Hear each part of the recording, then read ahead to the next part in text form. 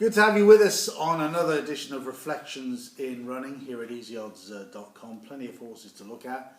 And the first positive is from the last session we had, Flyman won at 8-1 down in trip at Ripon on the soft ground that he loves. Now he's moved to the David O'Mara yard, who continues in brilliant form, David O'Mara. Three horses to look at here. I think all of them are not obvious, to be fair.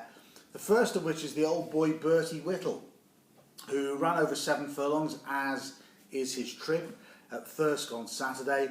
Was never really put in the race, and then when he was asked for his effort 2 furlongs out along the fence, he had his path blocked. I think he's better than that. Really interesting in the Racing Post weekend of this week that David Barron says that he continues to work well at home. Now the handicapper has dropped him again. He's only a few pounds above his last winning mark, which was a couple of years ago, to be fair. But he has been placed off as high as 103 in the past 6 months, and he's now down to 85. It's a matter of time for Bertie Whittle, but I think you'll get a price about him next time.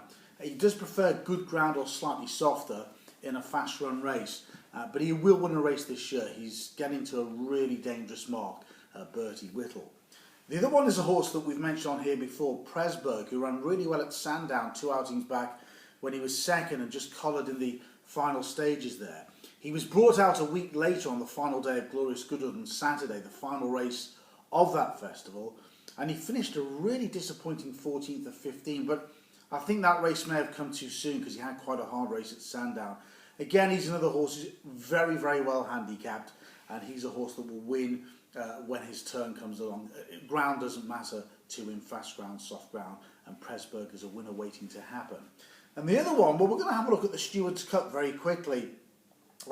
The eye-catcher, obviously, because of his high draw, was Rivellino, who looked one of the likely winners approaching a furlong and a half out, but the draw then played against him. He did brilliantly to finish third. And you could pick out 5 or 6 here, particularly among the high-drawn horses. But the one I wanted to concentrate on was a horse that finished 7th and did race on the favoured far side and had a change of tactics, Susie's Connoisseur. He's been racing in all the big handicaps between 6 and 7 furlong. I think in a fast run 7, he doesn't really get home. He ran really well in the Victoria Cup where he went for home too soon. He led 2 furlongs out that day. But basically there was a wind against him in the home stretch and he took the brunt of it.